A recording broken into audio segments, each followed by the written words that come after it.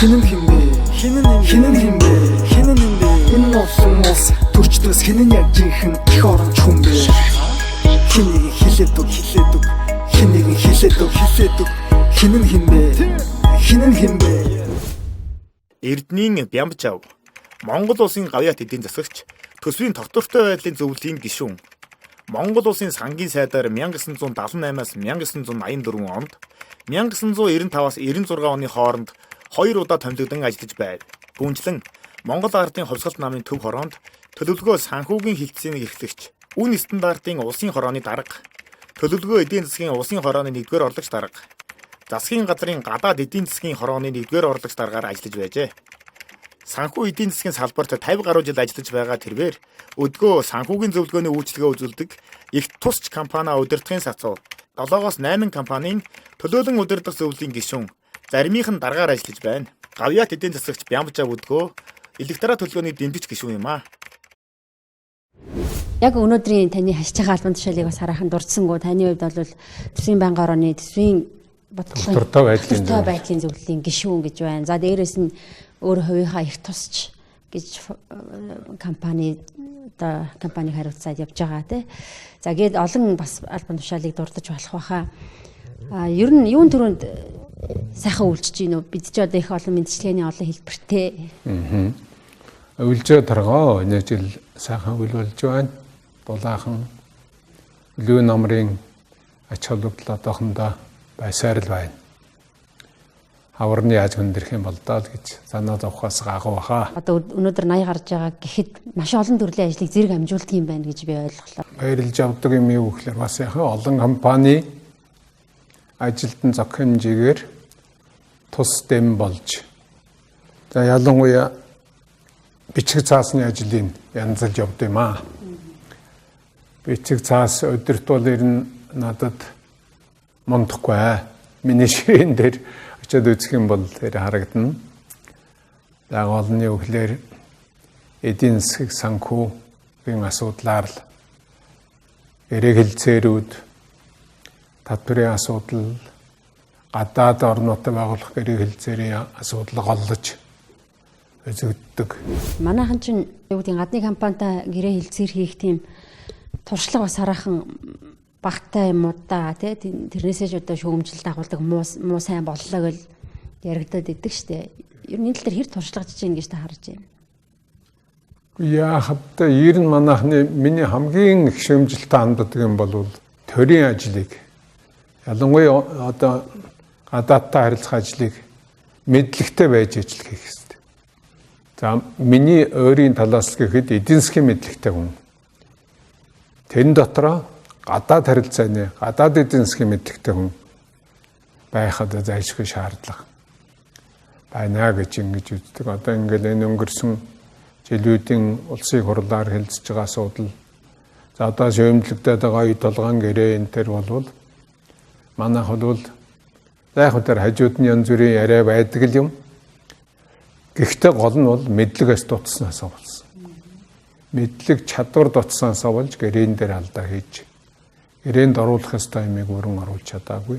Мэдлэгтэй боловсролтой зөв харьцаатай зөвлөх нэг л зөв ингэж болно шүү дээ. Мэдлэгийг зөвл ашиглаж чадахгүй бол дахиад л юм гарвал аюулаа. Гэхдээ яг одоо зарим мэдлэгтэй ч юм бай тэр хүн чинь буруу ч юм байж байлаа шүү тийм үстэй. Гэхдээ яг ард түмэнд одоо зөв зүйтэй юм хэлцдэг тийм үстэй. Бүх юм зөвсөртгөр мөжилтэй л ах хэрэгтэй ч бодож шүү. Улс төрд гарсан хүмүүс бол ингээд бүх талын л мэдлэгтэй байх ёстойг шаарддаг шиг байдаг л да. Ер нь зөв нийгэм. Тэгэхээр одоо юу гэдэг тэр улс төрд сонгогдсон хүн бүх талын мэдлэгтэй байх ёстой мó? Нэг бол одоо зөвхөн нэг талын мэдлэгтэй байх ёстой мó? Ер нь мэдлэгийг яг ер нь мэдээж хэрэг бүх юм мэддэг хүн гэж байхгүй. Хинч байхгүй. Бүх юм мэддэг, хуулиач мэддэг, эдийн засгаач мэддэг, үйлдвэрлэл аж ахуйгаач мэддэг ингээд бүх юмд мэддэг хүн гэж яаж байх вэ? Одоогийн удирдлагаас харсан ч тийм л байна. Гэхдээ гол юмыг мэддэг байх хэрэгтэй. Гол одоо хуулийн гол юмыг, эдийн засгийн гол юмыг мэдж чаддаг. Ялангуяа одоо тэгтээ шаардлага тус тустай өөр л да. Жишээлбэл яам толгоолно гэвэл нэг өөр. улсын их хурлын гишүүн болно гэвэл арай өөр.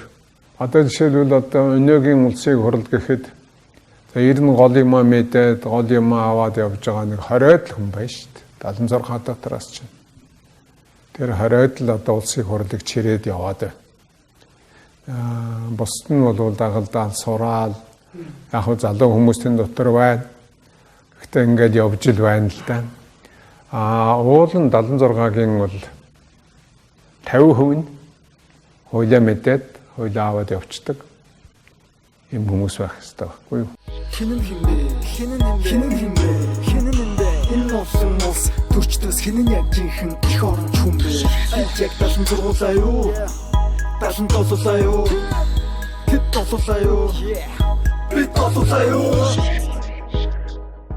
Электролч зөв үнийг дэмжинэ гэж яриад байгаа юм шүү дээ. Тэгэхээр зөв гэдэг ойлголт танихаар мэдлэгтэй хүн болгоно магадгүй л да зөв биш байж болно. Ер нь мэдлэг бол хэрэг мэдлэг байх юм бол зөв юм руу аянда төлөвлөдөг. Чи хэдийгээр шуналтаач байсан цаана нөгөө мэдлэг байвал энэ чинь ингэх ёсгүй юм аа. Тэр шунлаа би энд барих ёстой юм аа гэдэг нь аянда тэр мэдлэг нь тэр шунлыг дарж өгдөг байхгүй юу? Тийм учраас хөдөлч хүнч байсан хэрэг юмыг мэдж байгаа бол удааг хэлээд чаддгүй. Мэдлэггүй хүн бол худлаа хэлнэ шүү дээ. Тэр юу ч гэж удааг хэлээд явж байгаа нь мэдэхгүй юм чинь. Тэгээ худлаа хэлээд явна. Хэрэг улсаа гэж нэгдүгээрт боддог. Хоёрдугаарт улсаа гэж бодохдоо тэгээ мэдлэгээ түшгэлж бодож гаргаж ирдэг. Тийм байх юм бол тэр хүн зөв гэдэг рүүгээ 60-70% нь лав явчихна.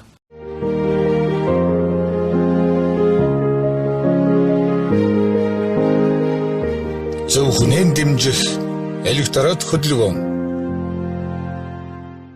Та ер нь юу гэж харж байна 20 оны төсвийг? За дээрэс нь өнөөдөр ерөн зүгээрийн санхүүгийн бодлого тий? Санхүүгийн салбарын бодлого ер нь ямар ч ихт явж байгаа шүү байна. Нэгдүгээр 20 оны төсөв. 20 оны төсөв хүн төсөв гэвэл хүн төсөв. Яагаад хүнд гэвэл бидний орлогын гол их өсвөр болдог металлуудын зэсийн нүүрсний ашигт малтмлын одоо төмрийн хөдрийн гэдэг юм ингээд алтны үн одоохондоо бол боломжтой байх. 20 оны прогнозоор гэдэг юм одоо төсөөллөөр бол бас гаагүй байгаа. Яхан заримынх нь үн жаахан боорно. Гаагүй. Гэхдээ тэр бол олон хүчин зүйлээс болж өөрчлөгддөг. Жишээхэд дэлхийд дахин чинь жилд 22 сая тонныг хэрэгэлдэг байхгүй юу? Гэтэл үйлдвэрлэл нь 20 онд гэхэд 20 сая тонн хүрэхгүй. Яагаад гэвэл одоо Мексик, Юмитын орнуудын томоохон урхаанууд бол хуучраад хаагдах тийш хандаж байгаа байхгүй юу? Бид зэсийн үйлдвэрлэлээр бол онцгой анхаарах хэрэгтэй байхгүй юу? Хоёрдугаарт бол манайх өнөөгийн байдлаар бол нүүрсний импортоор бол хятад дэлхийд нэгдүгээрт явдаг. Гэтэл одоо нэг 2 жилийн дараа бол энтхийг нэгдүгээрт орно. Энтхэгт бол цахилгааны эрчим хүчний хэрэгцээ маш их байгаа. Бүх одоо тэр өн гаруй хүнээ би цахилгаанаар хангана гэж одоо ерөнхий сайд нь амлчихсан явж байгаа юм. Тэгэлэр энтхрүү одоо Орос, Хятад, Австралиуд бол энтхрүү нүүрснийхаа юуг чиглүүлж байна. Энэ юу гэсэн үг вэ? 30 он, 40 он гүхэд бол нүүрс бол тэртээ тэргүй хэрэгцээнд байна. Энэ бол манай ойрын дундын зорилтыг хангана. Тэгэхээр бид энэ лүү бодлого явуулах хэрэгтэй шүү дээ. Ийм 3 дахь нь бол сэргээгдэх хэрчим хүч. Сэргээгдэх хэрчим хүчээр манайх одоо Хятадын бүх хэрэгцээг хангах сэргээгдэх хэрчим хүч манад байна. Нараар, салхиар. За тэгвэл орох манай сэргээгдэх хэрчим хүчийг Япон, Солонгос авахд бол бэлэн байна. Газар доогоор канал татаад авъя гэдэг юу гаргацсан төсөл хийцэн явж байна. ийм юм руу тэр чиглэсэн чиний хоёр дахь асуудлыг хариулж шít. Ийм чиглэсэн том юм руу манай юм бас сайн явахгүй байна. Хэн ч гарч ирсэн байсан энийг өргөжүүлээд явдаг. Энэ эдийн засгийн бодлогоо бариад явдаг юм л байх хэрэгтэй. Энд бол чадвартай их хурл, чадвартай засгийн газар гарч ирсээ л гэж мөрөхөөс биш одоо өөр юм баг.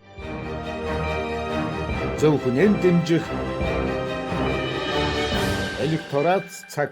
Зүгээр сонгуулийн төсөв гэдэг нь бол ямар нэгэн хэмжээгээр магадгүй тэрнтэй холбоотой байж болох. Яагаад гэхээр байна шүү дээ. Гол нь одоо энэ сургууль эмнэлгүүдийг тэрний дотор дуусаагүй урд онуудаас үргэлжилж ирсэн одоо хөрөнгө оруулалтын бараг 60-70% нь энэ дуусаагүй объектанд явж байгаа байхгүй. Дуусаагүй объектыг дуусгаад байна гэдэг чинь хүмүүс юу нэг талаараа дуусгаж байгаа нь сайн нөгөө талаараа бол ойн нэр төр авахын тулд сургууль барьж өгөл эмнэлэг барьж өгөл чи сонгуульд ялахын тулд хийж байна гэж ингэж нөгөө талаас нь харах. За ер нь бол хаан одоо энэ салбарын сайд болоод миний ганц бодсон зүйл юу гэхээр бид бол Эрдэнэс Монгол дээрээ суурилсан баялагын сан хийх ёстой гэдэг л бодлоорсон. Баялагын сангийнхаа одоо Эрдэнэс Монгол ч юм уу те энэ баялагын сангийнхаа менежмент рүү нь улс төрчд орсон. Гэтэл жишээлбэл Норвег ч юм уу тэр бусад одоо Казахстан гэдэг улсууд тэр үл яг одоо Монгол банктай адилхан мэрэгжлийн байгууллага. Тэр айлч нам гарсан хинч сайд болсон тийм ээ. Яг тэр үл ингээд одоо хинч халдаж чадахгүй тийм хамтын үнэт зүйл. Энэ үндэсний баялагын сан төсвийн бус байна гэдэг юм уу, нийтийн байна энэ эзэнгүй ингэж болохгүй.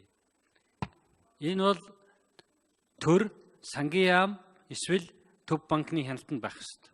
Ер нь баялагын сангаа хэмжүүлэх юм бол тэр гадна дотны хөрөнгөө сайх хэрэггүй байгаа юм шүү дээ. Ер нь бол баялагын сан гэдэг чинь өөрөө хөрөнгө хоримтлуулдаг гэдэг байхгүй юу? Манайхан одоо буруу нөхлөөр баялагын сан гэдэг мөнгөтэй хүн тэрнийг хадгалуулдаг юм шиг. Тийм биш. Баялагын сан гэдэг энэ юу чинь гаднаас хөрөнгө татдаг гол юм байна байхгүй юу? Гаднаас хөрөнгө татаад тэрнийг өөр ашигтай одоо энэ хөрөнгө оруулалтанд зарцуулаад харин байгаа жаах юм ашигтай юмд гадна эргэлдүүлээд ингээд байгаа юм тэнд зарахгүйгээр баяжуулаад байдаг. Тэр сангаараа дамжуулаад хөрөнгө татаад өөрөө шаардлагатай хөрөнгө оруулалтаа хийгээд ингээд явдаг ийм юм байгаа юм л. Тэгэхээр энэнийг бол манайхан ойлгож энэ лөө явж өгөхгүй байна. Баялагын санг бол юуны урд уул уурхаагаа төшгөлнө. Ялангуяа манай орны хувьд бол шийдвэл Сингапур гэхэд ямар уул уурхаа байх вэ? Гэхдээ баялагын сантай, сайн баялагын сантай.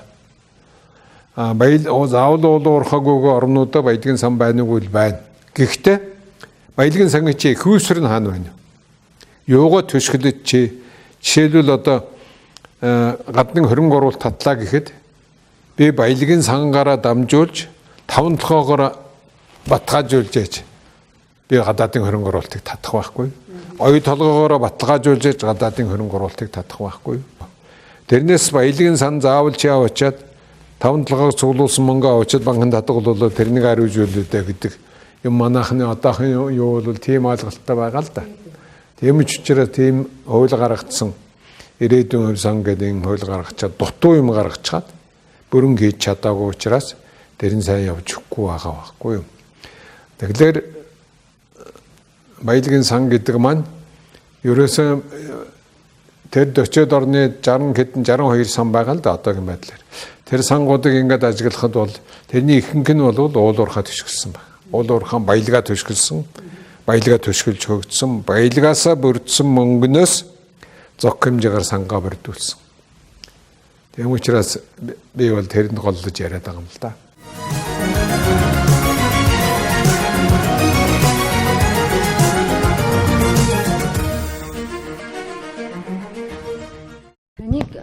Сангийн сайд хийж байсан үеийг одоо үетэй харьцуулах юм бол одоо нэг төсөв мөсөв бол харьцуулшгүй ялгаатай болсон байх л та.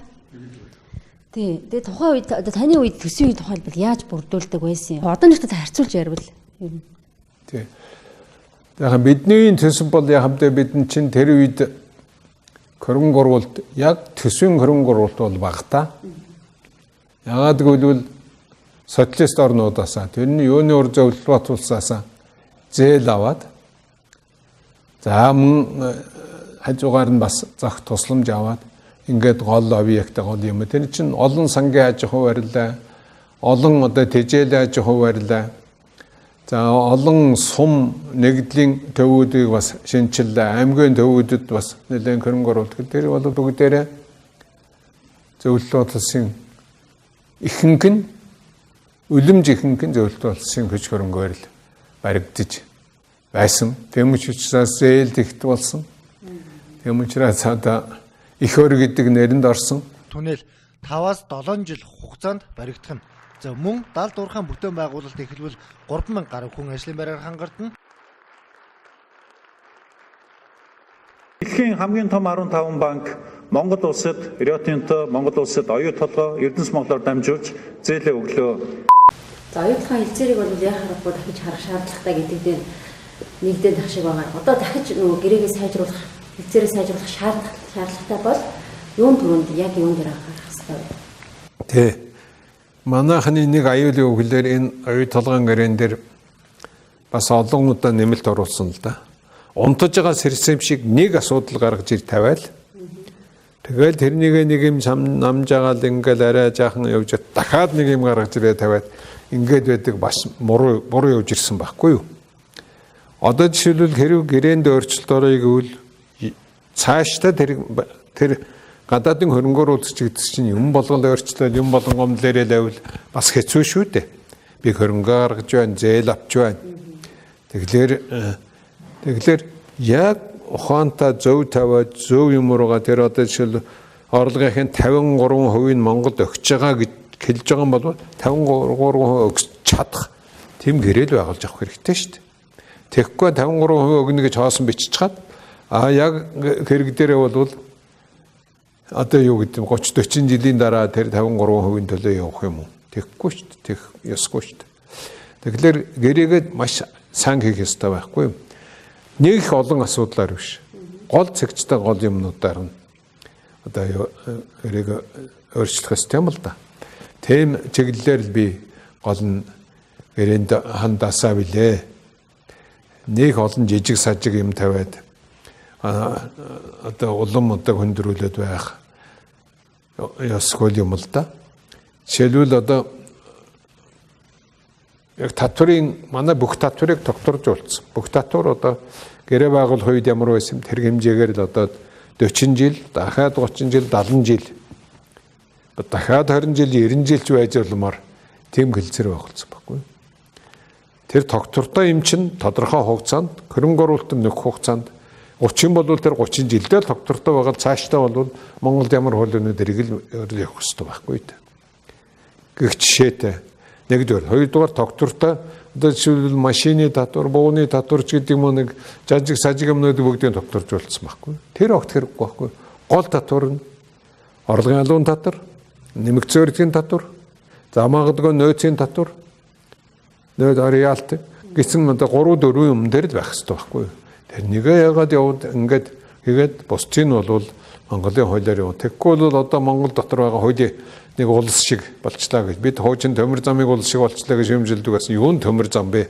Одоо оюу толгой ч бүр 70 жил улс шид доторх улс болчихсон тийм явж байгаа жишээтэй байхгүй юу? Арга хайрцагны бодлого байсан бол энэ нэг цагийг нь олж ёстой зөв тавина гэж хэлдэг шиг зөвл тавих ёстой байсан ба. Хараарцны бодлого гэж юу хэлдэг юм? Улсаа хөгжүүлэх бодлого. Тий. Улсаа яаж хөгжүүлэх вэ? Яаж тусаар тогтносон байх вэ? Яаж хөгжүүлэх вэ? Яаж бүхгүнээ тэр хөгжилтэй болгож чадах вэ? Улс орно гэдэг ийм юм руу л явуулах томоор яриул энэ л байхгүй да. Жижигээр яриул оюу толгойн гэлцээр дээр гэхэд алины минь хүнтэй яаж ярих вэ? Алины дараа ярих вэ? Алины одоо шууд тавих вэ? Гэдэг юм хар хайрцагны бодлогоор явдаг байхгүй юу? Жишээлбэл Эрдэнэтийн гэрээ байна. Эрдэнэтийн гэрээн дээр яг тэр хайрцагны бодлого чи явсан байхгүй юу? Тэр бол манай тэр үеийн улс төрийн товчоо тухайлбал Цэдэнбал аргын чадвар явсан байхгүй юу? Эрдэнэт чинь бараг зогсох шагаад. Орос зөвлөлт тулаад тулс бид 595 сая өрөвлөл гаргаж чадна.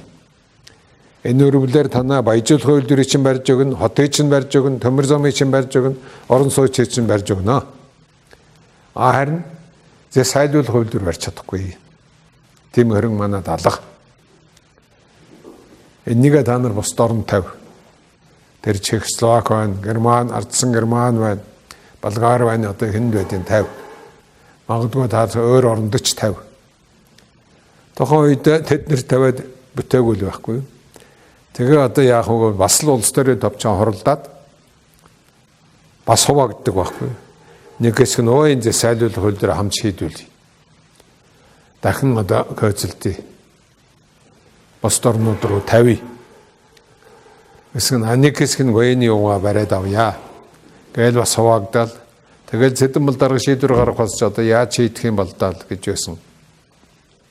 За нөхөд минь энэ сэлэнгийн булганы энэ чинь бол Монголын маш чухал арь юм.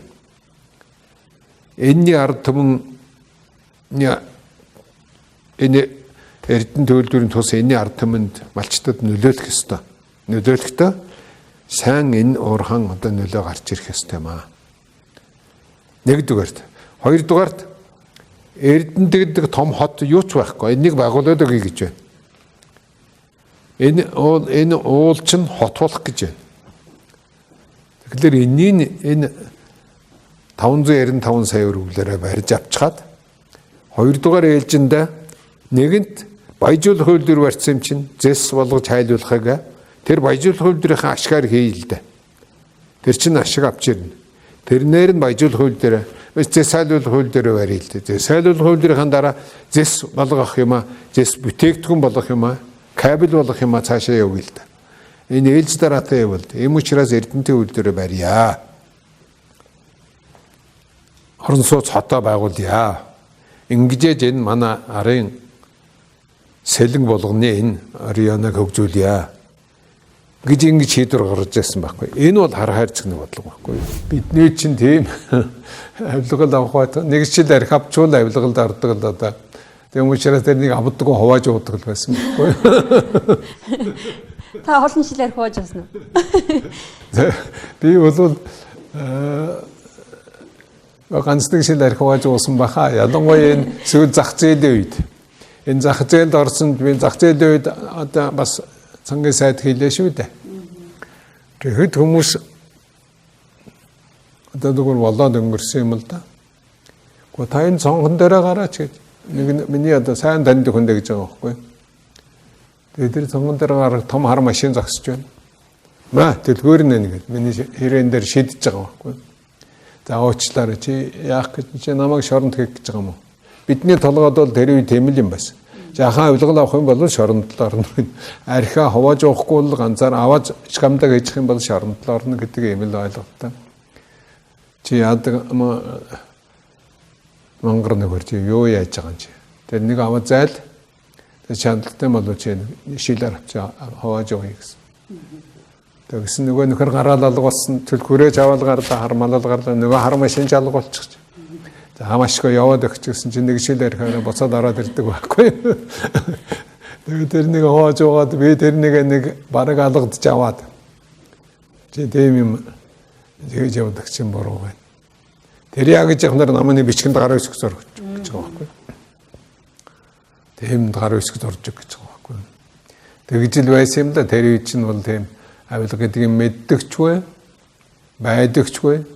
Тэрнээс бол одоо өгтлээ цайралдаг айдаг. Ер нь тэр социализм үед бидний нэг одоо миний гэхэд миний амьдралд бас буруу юмнаас айдаг. Айдаг чинь буруу юм хийж чаддгүй болгодог байхгүй. Тэгэхгүй тэр хар машиныг аваач жимний гараж аваач тавьж гисэн бол би одоо өдөөд бол шарамтлал байх байсан. Гэдэг бол баталгаатай. Яагаад гэвэл бидний чинь бүгдийг шалгасан шүү дээ. Бүгдийг шалгаад тэгээд энэ одоо ийм өрөөнд дөрвөн хүн суудсан намайг дуудсан байхгүй. За цангийн сайд та ч одоо их залтай хүн үү, их лодор хүн үү гэдэг нэг тэр комиссийн дарганд гэж байгаа байхгүй. За яав юу болчих вэ яав? Та нар юу ярьж байгаа юм гэсэн чинь. Анаа бүх юмыг шалгасан. Та улсын байранд суугаад байрныхаа мөнгийг улс төлж ээжээ. Харин та нэг засвар хийлгээгүй байна. Улсаас таны дээр байрыг чинь засч өгөх байсан бай. Зааш тэгээд та хүүхдтэй нэгж байр авч өгөөгүй байна. Улсын таны нэрээр одоо тантай холбогдсон тийм одоо хүүхдүүдтэй байр авч өгсөн, ах トゥ удаа байр авч өгсөн юм алга байна. Тэгээд одоо бид тань дээр юм олсонгүй. Тэгэхээр та их залтай хүн болж байна уу, ямар болж байна? Та эхлээд хэлчлээ штэ гэж бид гэсэн. Та их лодор хүн үү гэдэг. Тэр лодор хүн чинь бий байгаамаа гэд. Тэгээд инээлдээд өнгөрч байсан юм л да. Тийм жишээтэй тэгэхээр яг л тэр лодор сайндаа их шударгадаач биш. Ерөөсөө биднийсэн хүмүүжил тийм байсан байхгүй юу? Улсын юмыг идэж болохгүй. Улсын юм юуны урд. Тэгээд тэр цалин бол тухайн үед харин сайнны өглөөр амьдралыг болгоод байдаг. Мэргэжилтэн байсан ч тэр хэмжээнд болгоод байдаг. Сайд байсан ч тэр хэмжээнд болгоод байдаг. Зарлагын жаахан өлөө байсан баг. Тэрнээс ширээсэл бүгдээрээ л ижлэгэн. Тийм л байсан тэр хүмүүжил бол биднээс толгоон юунд шингэцсэн байхгүй. Тэгэхээр өнөөдөр хүмүүжил нь алдагдсан учраас энэ авилгал шудраг бус зүйл одоо газар аваад итэдчлээ гэдээ ойлгож байна. Өнөөдөр бол ер нь их муугаар хэдвэл хүмүүсийн шунал арай хэтэрсэн. Тэгвэл ерөөсөө тэр шунал нь ялангуяа одоо эрх мэдэлтэй хүмүүсийн тэр юу бол ер нь чийл энэ байх хугацаанд л юм тоолж авахгүй чи ядаа хөөрөө байна шүү гэдгийг баг толгойд нь суудсан байх шиг байгаамаа. Тэгэл тэр буруу юм руу яваад байх шиг. Зүгээр энэ ямар хэмжээтэй хэр их юм хэр олон хүнийг хамарч байгаа юм гэдэг бол бас асуудал шүү. Зөвхөн дэмжих электорат цаг та олонний салбартаа их олон жил ажиллаж тэгээд нэг салбарт ингэж тууштай ажилласнаар мэдээж одоо юу гэдэг амжилт гарах одоо гол шалтгаан болдог байх. Тэгээд ингэж ийм нэг салбарт тууштай байх, тууштай чанартай болохын тулд яах ёстой байдаг юм бэ гэж. Банкнд ажиллаж эхлээд 3 жил ажиллаа тэгээд санхүүгийн систем шилжсэн. Өөрөөр хэлбэл энэ миний ажлын энэ чинь үгээр 64 он. Одоо нэг хүртэл би бол санхүүгийн системтэй холбоотой л яваад байгаа байхгүй юу. Санхүүгийн систем, санхүүгийн ажил бол миний амьдралын их өсвөр болсон байхгүй юу. Тэгм учраас тэр хийж сурсан, хийж сонирхолтой байгаа юм дуугаад өөрийгөө чиглүүлж чадвал тэрлээ өөрийгөө дайчилж чадвал чи тэр чигээр дадлагтай болно, зохин мэдлэгтэй болно. Тэртээ дэргөө чамааг тэр чин шахаад тэр мэдлэг рүү түлхэнэ. Тэр бол одоо амьдралын шаардлага. Чиний үндсэн талах. Тэндээс бий болж байна гэдэг. Ийм имийг л талгаадаа суулгаж аваад зүтгэх ёстой юм л гэж би боддог юм л да. Тийм учраас энэ олон жил одоо энэ чиглэлээр доктор зоочтой ажиллаад мэдээж хэрэг шөөмжлөл байдаг л байтаараа мэдээж хэрэг дутуу хийсэн ажлыг өвлзөндөө байгаа. Залуучуудад ер нь юу гэж хэлэх вэ та? Одоо ингэж эрүүл сарвал биетэй олон төрлийн ажлыг ингэж зэрэг амжуулж яваад байгаа зэрэг чи одоо юутай холбоотой вэ? Жава хэллээ намайг одоо би сайтай аз ажил амжуулж байна гэж магтсан да. Баярлалаа. Тэгтээ тэр бол юу да мэдээж хэрэг энэ миний сайхан Монголын цэвэр агаар Монголын энэ байгаль орчин эколог мэдээж хэрэг над туссан байгаа. Мэдээж хэрэг миний аав ээж намайг эрүүл хөвгөд төрүүлж. Ээж бол 11 хөвгөд төрүүлсэн хүн л да. 11 хөвгөдтэй. Би тэрний дундх нь. Тэгээд шөнжин бид нар одоо манайхад энэ дэр хорл гэд нэрлэдэг юм одоо 70% юм тоглолцоосон байгаа. Тэгээд ороохон унтсан. Тэгээ өглөө нар гарч яхад гэнтхэн ээж өвдөд. Тэгээ би засчаад буцаад болохоо байлаа гэд буцаад гөөгд хаалган дээр ирсэн чинь хаалган дээр унтсан байгаа. Гадаа өдөн дээр атсан хамгийн 11 гүгтээс зовоогоо өгöd амархан гарсан гүгд гэж ээж намайг гэлдэг байсан байхгүй. Тэгж гарсан тэглэр миний мэдээжгээр миний аав ээжийн буян энэ бол мэдэн. За гол нь юу гэхээр ерөөсөө л хүн хөдөлгөөнтэй биеийн тамир хийх хэрэгтэй. Биеийн тамир хийж хөдөлгөөн хийж байгаа хүнд бол эрүүл мэнд ер нь одоо гол суурь юм а гэж би боддیں۔ Хоёрдугаард би бол энэ бараг 30 гаруй жил авраг тосны аршаанд явж байгаа. Авраг тосны аршаан бол бүх үеийн энэ сүвийг нээж өгдөг. Организмыг одоо цусны эргэлтийг сайжруулж өгдөг тийм аршаан л да. Тэгэхээр тэр одоо надад тус болсон мэдээж хэрэг. Тэрнээс би нэг том тамирчин биш. Өөрийн хэмжээнд л одоо энэ тамир хийдэг юм байхгүй. Тэгээд ер нь энэ толгойг буруу юм руу их чиглүүлэхгүй байх нь зөв биш гэлээ. Би бас боддیں۔ Зайлан би энэ хүнд их муу юм санаагүй, хүнийг муу юм руу түлхээгүй. Хүнийг би одоо хэзээч гэсэн одоо амьдралдаа хорлож үзээгүй. Надад одоо гэдэг нь ямаагийн амар нэгэн хэмжээгээр одоо надад цаад болоод надад одоо юу гэдэг юм муугэр хэлвэл одоо хорлох хууль ажиллагаач гэдэг юм уу явуулжсэн тийм хүмүүс үйл дээ. Би дээрээс огт муу юм боддог байхгүй зөв. Энэ хүн одоо тэгж бодож байгаа бол над ямар нэг юм байгаа. Тийм учраас энэ хүн ингэж байгаа байхгүй. Тэр хүнтэй харин би сайн уу юу ингээд явдаг. Тийм хүмүүс одоо байдیں۔ Тэгэхээр хүнд муу юм хийхгүй явах асуудлууд бол өөрөөр хэлбэл тархиа зөв юм руу чиглүүлж яваад байвал бас хүн удаан амьдрахад хэрэгтэй юм шиг байна дээ гэж би одоо залуучуудад зөвлөмөр бодогдсон юм л да. Яаж одоо тань шиг ингээ муу юм бодохгүй одоо өөрийг чинь муугар бодоод байгаа хүний хүртэл ингээ зүгээр хардаг болох уу? Тий.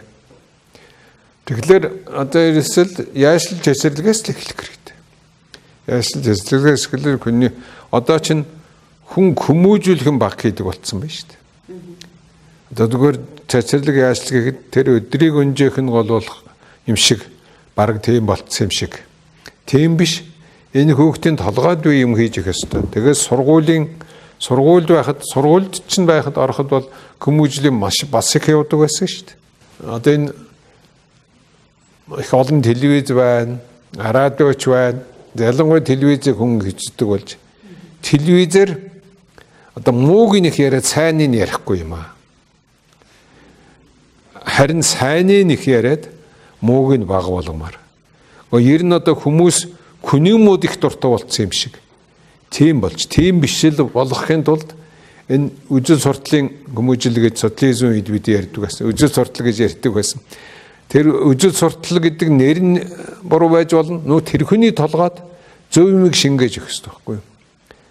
Телевиз тэр олон сайхан юмны арга барилыг зүгээр нэг магтаад байх нь гол биш. Гол нь арга барилыг ямар аргаар яаж энэ хүн ингэж үү гэдгийг одоо телевизээр сурталчлах, заах, тэр хүний толгоонд хөргөх ийм ажлыг их явуулах юм бол залуучууд өөр болонтой. Одоогийн залуучууд ч юм бол ер нь Монгол хүний энэ тарих бол ажиллагаатай тарих юм л да. Тэгэхээр тэрнийг л ашиглах хэрэгтэй юм гэж. Одоо таанах электродын жагмар намайг одоо ингээд ярилцлага өгөөч гэсэн учраас электрод гэдэг юм чинь яах гээд байгаа юм бэ гэхлээр л бид шудраг хүнийг, сайн хүнийг, улсаа гэдэг хүнийг, мэдлэг чадвартай хүнийг л олж улсаа удирдуулах юмсан. Тэгвэл улс маань зөв чиглэлээр зөв хөгжнө. Тэнд бол намын гишүүнчлэл ямар ч хамаа байхгүй. Тэр удирдлага, тэр чиглүүлдэг хүмүүс маань зөв хүмүүс байгаасаа, шудраг хүмүүс байгаасаа, чадвартай мэдлэгтэй хүмүүс байгаасаа, эх оронч хүмүүс байгаасаа. Эдгээр мэгэл одоо сунгуйл болох тохиж байгаа учраас нийт ард түмэн залуучуудтай хандаж л уриалмаар байгаа юм л та. Өнөөдрийн Монгол өөрчлөлт, сонгуулийн хувьсгал, хариуцлага, зөвхөн дэмжих электорат цаг